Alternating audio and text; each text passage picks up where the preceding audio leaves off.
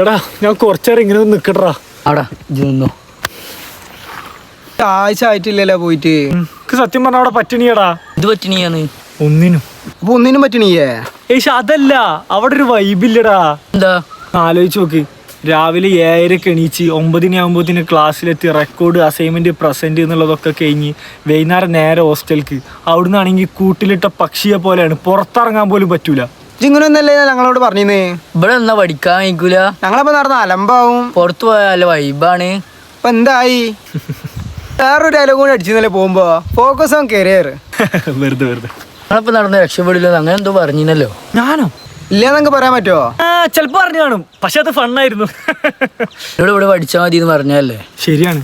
9 മണിക്കുള്ള ക്ലാസ്സിന് 9:30 കയറി ചെല്ലുക, വൈകുന്നേരം ക്ലാസ് കഴിഞ്ഞാൽ നേരെ കളിക്കാൻ പോവുക, ശനി ഞായറും ഒക്കെ ഫുൾ കറക്കം. What A life.